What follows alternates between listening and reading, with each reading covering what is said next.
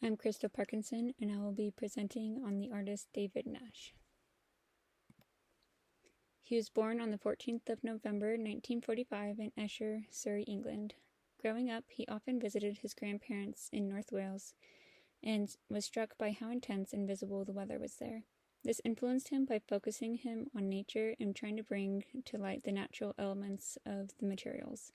He ended up moving to a mostly abandoned slate mining town in North Wales to avoid having a mortgage as a young man. He was surrounded by mountains, forests, and black waste slate that had been left.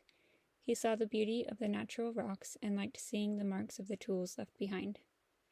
One main idea that he had was that wood was either coming or going, growing or decaying. If we use dead wood, we are simply borrowing it until nature reclaims it and breaks it down. I saw this theme throughout his works. This is the ash dome. He created the ash dome in 1977 by planting 22 ash trees in an undisclosed location in North Wales. The location is secret to protect it from damage. He was dedicated to his living sculpture and came back year after year to tend to the trees. He would prune and graft branches and bend the trees in certain ways to slowly create a domed canopy. He calls this a coming sculpture because it is made of live growing wood. He originally planted them as a memorial to the millennium because people were not sure of the future due to the Cold War and nuclear threats. Over the years, he made sketches of what the dome looked like so that we can see the progression of growth even though it is hidden from the public. Unfortunately, the trees are dying of ash dieback, a fungal disease that affects ash trees specifically. Another one of his most known works is the wooden boulder. He created it in 1978 in Wales from a 200-year-old oak tree that needed to be cut down. He used a chainsaw to form it into an approximate sphere, and it weighs half a ton.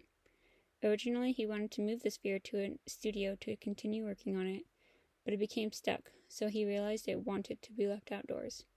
He let it move naturally since then, only interfering a few times, including moving it off of someone's property and past a bridge. At one point, authorities almost removed it, not knowing it was an art sculpture. It became a free-range sculpture and has moved more than 15 miles down the river and out into the estuary. It was resting there for a while before it suddenly disappeared in 2015 after an intense rainstorm created a high tide and dislodged it. Nash has looked for it since then, but says he isn't sad it is missing. He says this was a going sculpture, so the fact that it was gone was a victory. Here are some other views of the wooden boulder. The cracking box is a sculpture about the nature of wood and how it cracks. He was letting the material lead him, not trying to dominate it. Nash fitted the unseasoned sapwood, which means undried wood, together with carved oak pegs. As the wood dried and split, the friction increased with the pegs, and they pulled it together. It seems like he tried to have the wood make a point about its own nature instead of trying to force it to be something else. This installation is called the Blue Ring. It is an interior artwork, although it's still based on the outdoors. In 1983, he transplanted thousands of wild bluebell bulbs into a circle on a hill that gradually spread out into the naturally placed flowers. He was inspired by this, and he gathered thousands of the bluebell seeds by hand and poured them into a loose circle. He then mirrored that circle with one made of pastel on canvas, as seen in the picture. This installation is called Pyramid, Sphere, Cube, Pyramid. Nash often blackened wood using a blowtorch. In this installation, he used the burnt forms and made a rubbing on the canvas to mirror their exact shapes.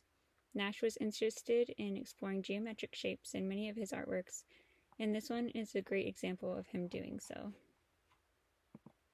To finish off, here's my bibliography. Thank you.